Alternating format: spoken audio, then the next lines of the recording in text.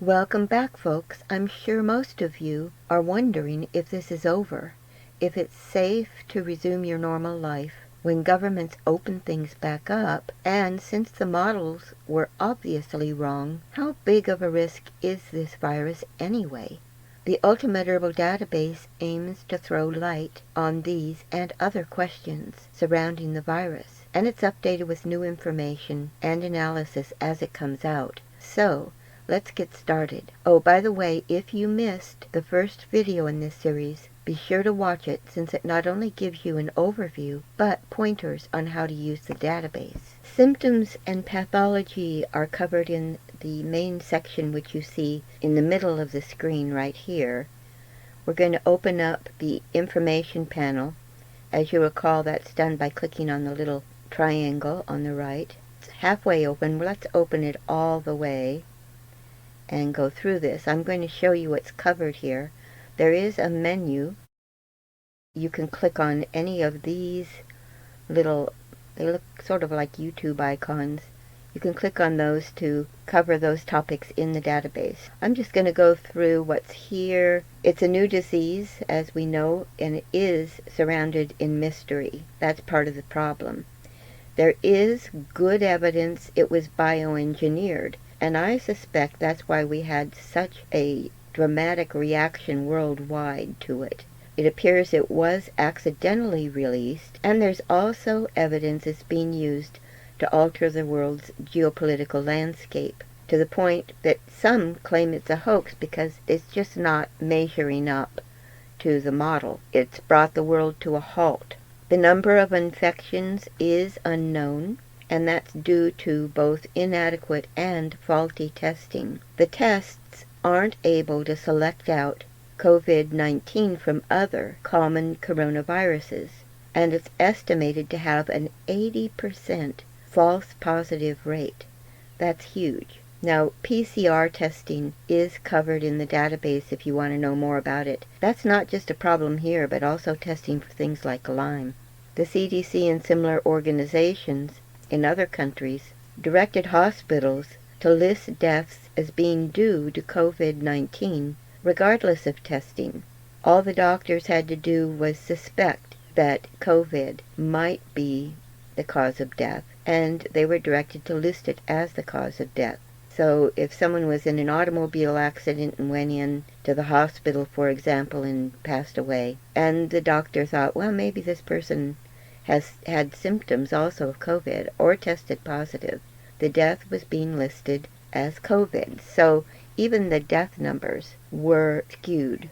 Although it's been described as a disease affecting the lower respiratory tract, leading to pneumonia, and from there to acute respiratory distress syndrome, now it's being described as a disease of the blood's inability to carry oxygen, and that has led to organ failure. Lately, evidence points to developing an HIV-like condition. So this is part of an article describing how it can attack the immune system, like HIV, by targeting protective cells. And here are some videos and articles that discuss this problem. To add to the confusion, other medical researchers suggest it's not even a virus, but an exosome.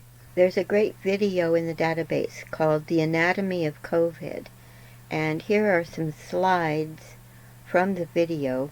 This is a world-famous virologist, and one of the things that he said is the virus is fully an exosome in every sense of the word. An exosome is a vesicle that is inside the cell, and it's released, thought to be kind of like a messenger to other cells. It's released and it moves from cell to cell.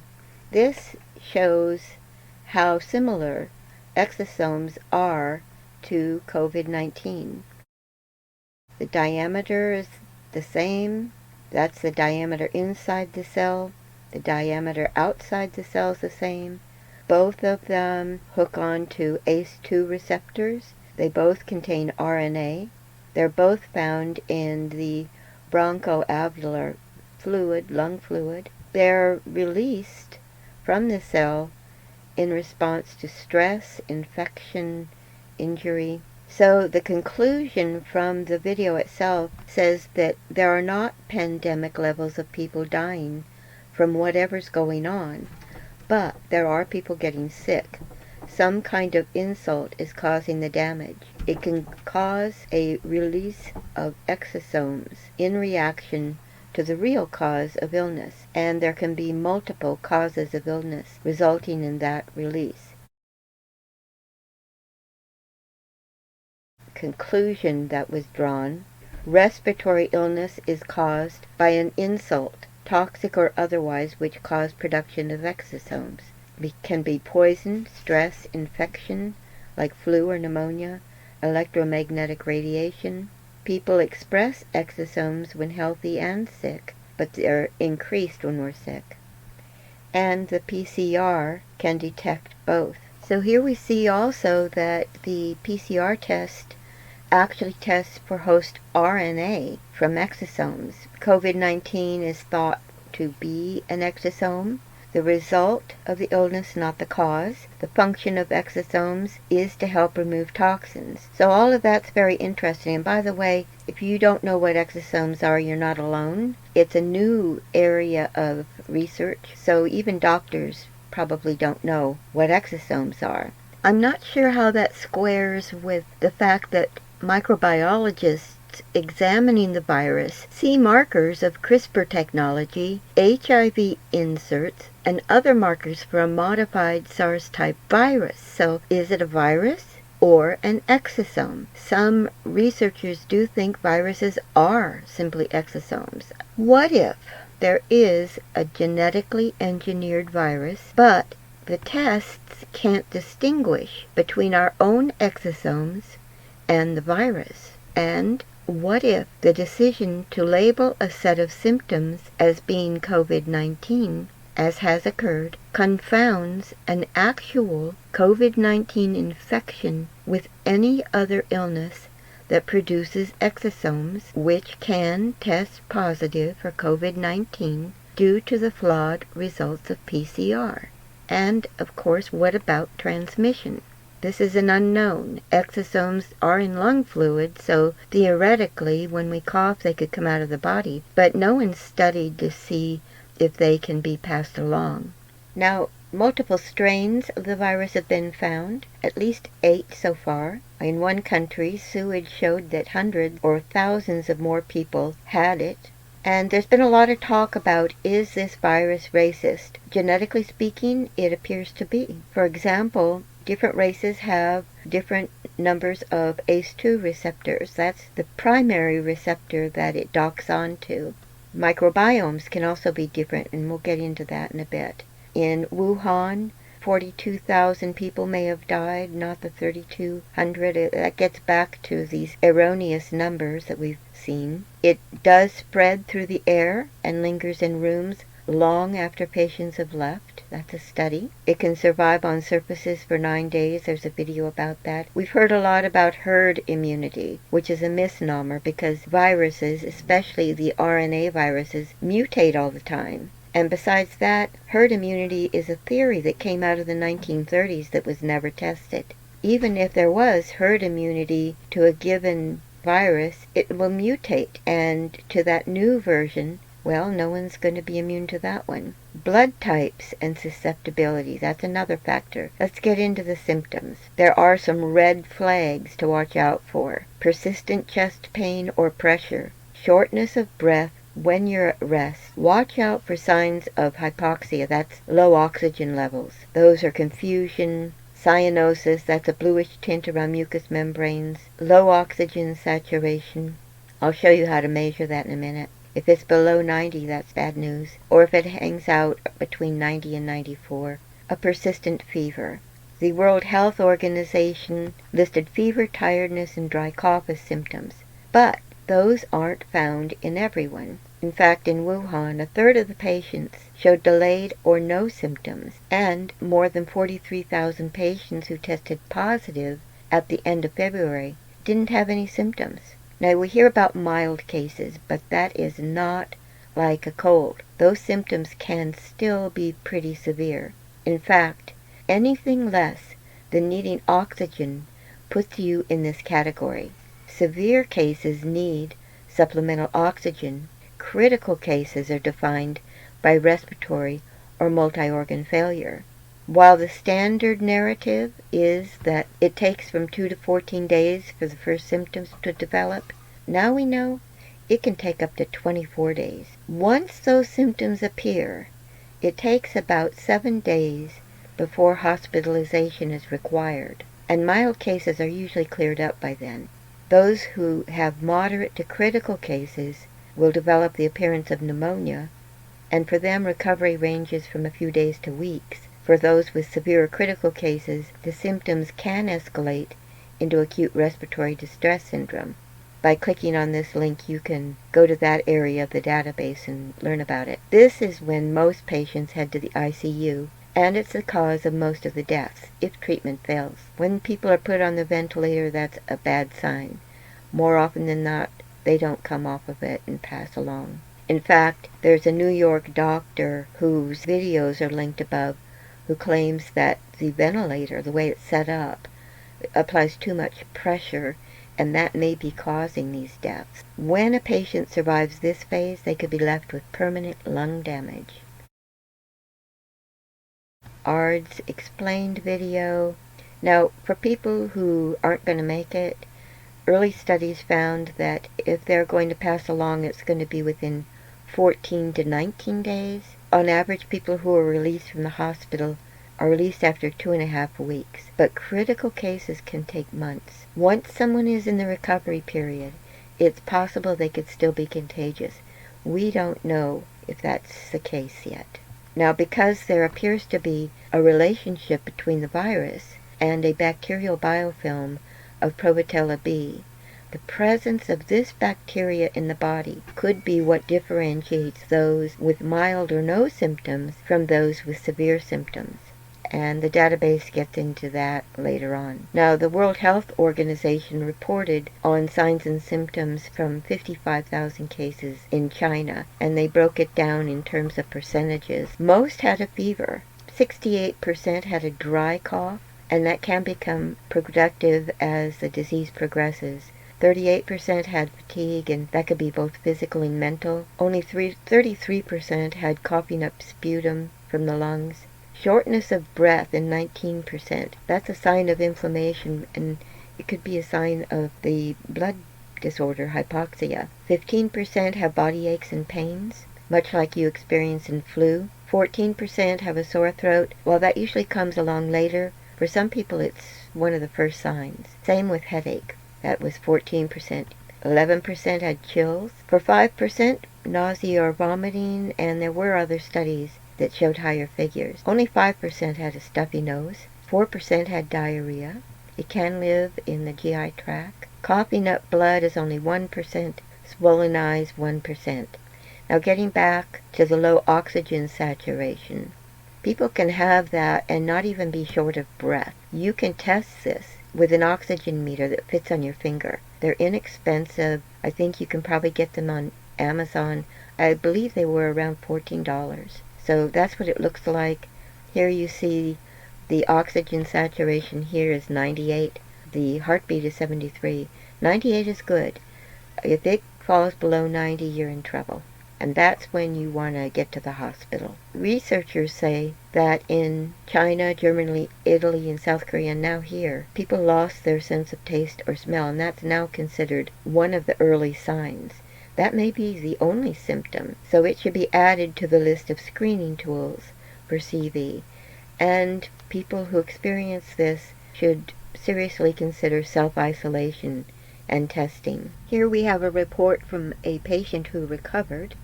She shares some of her symptoms, and of note, she thought it had gone, but after 48 hours of feeling good, it came back. With a fever and or a new continuous dry cough or loss of smell or taste, the recommendation is just to stay home and self-isolate. If you've got a wet cough, runny nose, it's probably the common cold.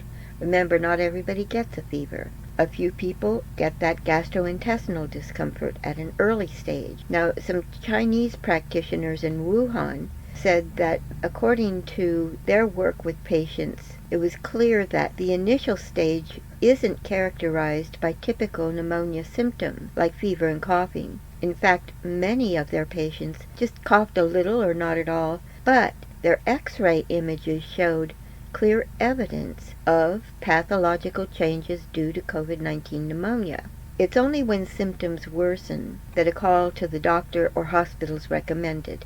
Remember to call before going to a hospital. And this is also when wearing a mask is very useful to prevent spread to others. And of course, if you don't have masks, you can make them yourselves, and instructions are found in the prevention topic. Here are some videos that you will probably want to watch about asymptomatic spreaders, other routes of attack, how it's causing AIDS-like symptoms by attacking T cells, how it differs from HIV, how it could take over the body and you wouldn't even feel it. A virtual reality shows how it can damage the lungs. This time of year we could be asking, is it seasonal allergies or COVID? That video gives you some pointers. More on the loss of taste and smell. What to do if you develop symptoms while away from home. Another area of concern is how it affects the central nervous system. Doctors in Italy and China documented neurological conditions across coronavirus patients. Those included brain swelling and brain damage. One man lost the ability to speak. A woman from Detroit lost big chunks of brain cells. And similar central nervous problems were reported in Italy and China. Some appear confused and disoriented. This video will help you learn how to listen to the breath sounds of coronavirus patients. That might be useful if you're caring for someone at home. Another video, does it attack heme in cells? Okay, getting into mortality. The CDC confesses to lying about CV death numbers. More videos on how death certificates are being manipulated, how it kills through acute respiratory distress syndrome and treatment, the New York doctor who's questioning whether it really does cause acute respiratory distress syndrome, coronavirus now killing 10 times more Americans a day compared to the regular flu. Okay, I'm just going to scroll down here to get into the comorbidities. We've heard a lot about that. This is a study that was done to show which comorbidities were the greatest risk. Hypertension was really at the top of the list. Ischemic heart disease was quite high. Diabetes. Some say obesity is actually the highest risk factor. Moving along, we have some other really good videos. I encourage you to sign up for the database and come in and check all this out. For example, why diabetes makes you more susceptible to viruses, period. A woman in ICU is warning of the dangers. She says, don't take any chances. What about warmer weather? We've been hearing that the warmer weather will kill the outbreak. It hasn't done so in Australia. Well, we're going to find out. It can travel twice as far as official safe distance and stay in the air for 30 minutes, according to a Chinese study. Here's more about the strains, the 8 strains that we have found so far. Basic epidemiology. Taiwan did really well with the virus, and it warned the World Health Organization about it in December, but its warnings were ignored. 4 lessons the Spanish flu can teach us. Here's an introduction to this virus along with past pandemics showing a 3D medical animation and another medical animation showing how it attacks the body. Since that video, we've learned it attacks in other ways as well. What about gender bias? There are more men dying than women. Why is that? And what about the strange connection between tuberculosis and COVID? It's also ageist. There's an age bias towards the older. In fact, patients over 70 can have a 17% death rate. Okay, now we get into the really juicy part, how it infects the body, the pathology, and we're still unpacking this.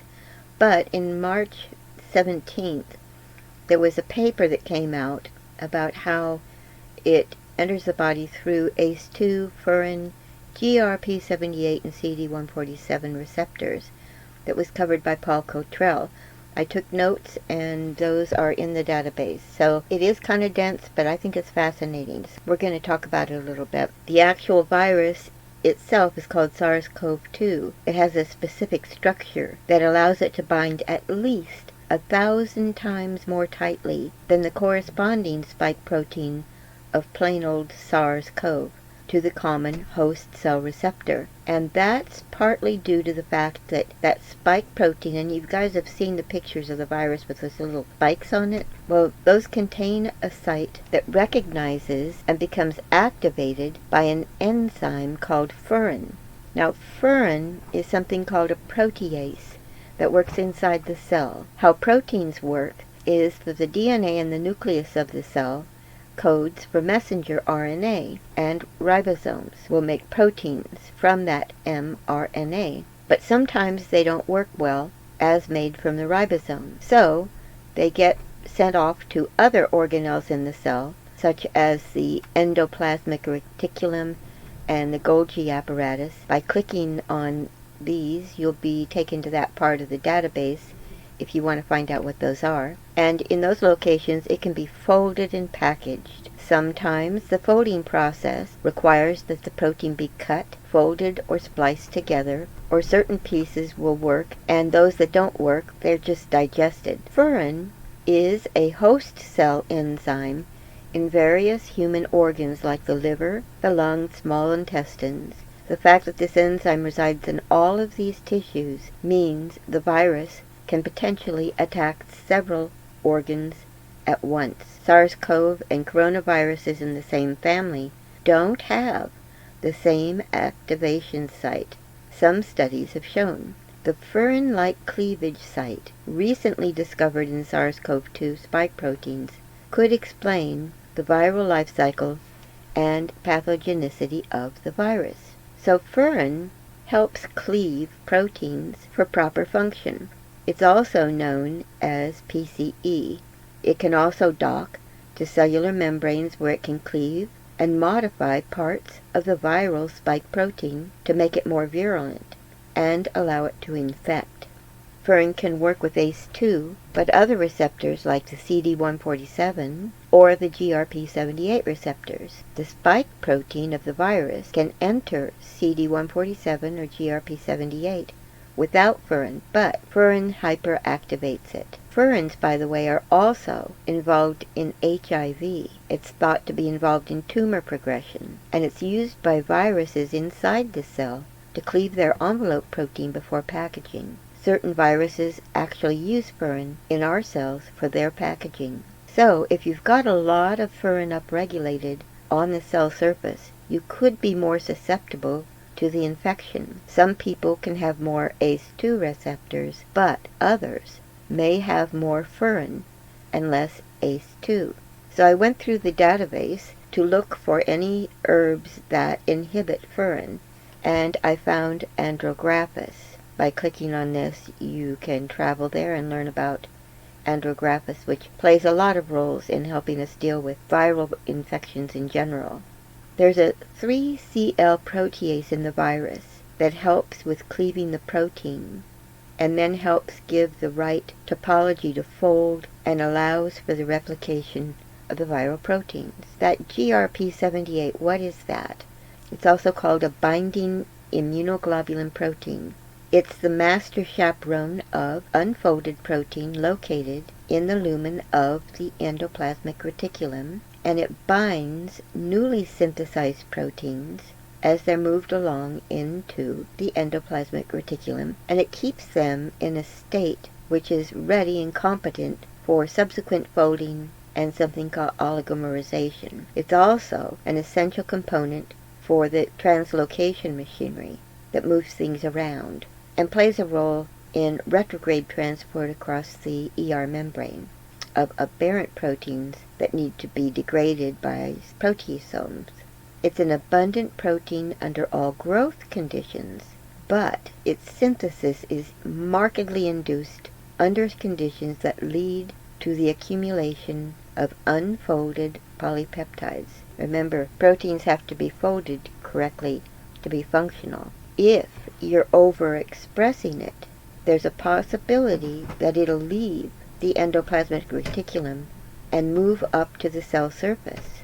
This does happen when a cell is under stress. When it moves to the cell surface, COVID-19 can use that cell receptor alone or along with furin.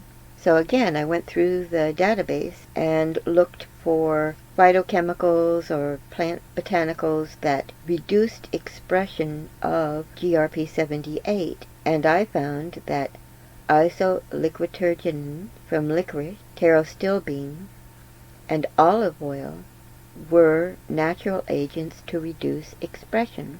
Moving on to CD147, also called basingin, that's a glycoprotein belonging to a superfamily of immunoglobulins, and it's thought to be involved in tumor development and viral infection, as well as plasmodium invasion. Plasmodium is the parasite that causes malaria.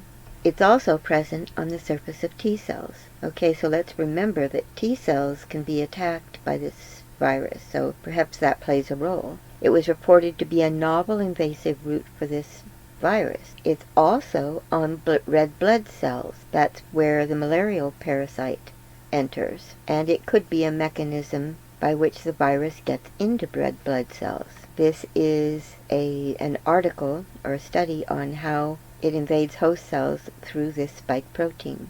Again, I went through the database looking for anything that could downregulate CD147, and I found chiconin as is a phytochemical. Again, click on that to learn more. And some other videos. Dr. Paul Cottrell discusses multiple pathways, poisoned hemoglobin, and another area we're looking at is the virus attacking red blood cells. There was a paper that came out called COVID-19 attacks the 1-beta chain of hemoglobin and captures the porphyrin to inhibit human heme metabolism.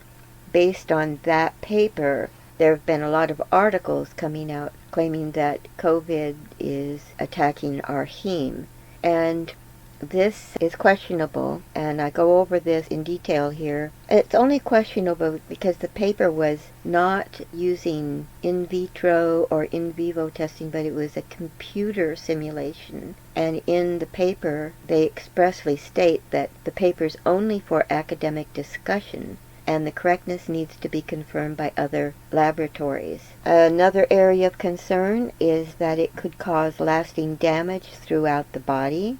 Here is a screenshot I took of an article. It looks like in a number of patients that have had it fairly severely, it's not just damage to the lungs, but other organs that is cropping up, and they don't know if it's lifelong. I'll read this little highlighted section. It says, at the same time as cardiologists are contending with the immediate effects of COVID-19 on the heart, they're asking how much of the damage could be long-lasting.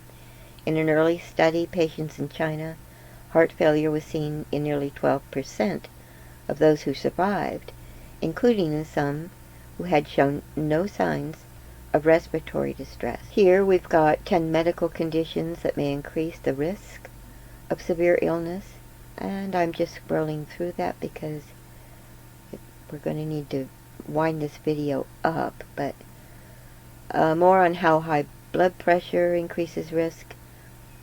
And then we've got this section on what we know so far, where it's just kind of a summary of main points. And if you wanted to in the database, you could just jump down to this, but I'm not going to read all of it. But a few things. So, infected individuals can have a lower white blood cell count, and that's part of the reason it's hard to fight the infection. The T antigen presenting cell is one of those at risk. It can spread by droplets and aerosols. No natural immunity. Recovered patients can be reinfected, and the drugs used can damage the heart. Reinfection can cause heart failure. No vaccine. We don't know about smoking yet. Second exposure could be worse. Not enough test kits. I think we all know that by now. Children do not get it as badly. They're spared. Okay, let's see. People shed high levels of the virus early on in their infection, but most are not likely infectious after recovery begins. People with mild infections who still test positive are likely not infectious about 10 days after their symptoms begin. And it is reappearing weeks later in discharged patients. So as you can see, there's still more here. How it affects the nervous system. Oh, and we can't skip this part. This is so interesting. Did you know that in 1981, Dean Koontz wrote a thriller that predicted this outbreak? It was called The Eyes of Darkness. He described a killer virus named Wuhan 400, and the fictional virus was developed as a bioweapon in a Wuhan research lab. A quote from the book: "In around 2020, a severe pneumonia-like illness will spread throughout the globe, attacking the lungs and bronchial tubes, and resisting all known treatments. Almost more baffling than the illness itself will be the fact that it will suddenly vanish as quickly as it arrived, attack again 10 years later, and then disappear completely." Well, I kind of hope that that part is true, except for the reappearance, but yeah, it'd be great if it just now all of a sudden vanishes. Okay, so just scrolling real quick to show you there's still more here. What about pregnancy? Infections in kids in pregnancy, comparing it to MERS and SARS. How does it travel room to room? Some more good videos here. Plenty to watch and learn. So now I'm going to close this up and show you the next area we're going to cover, which is going to be on prevention. So stay tuned. Thanks for listening. Do sign up for the database, and I will see you guys soon with how to prevent this infection.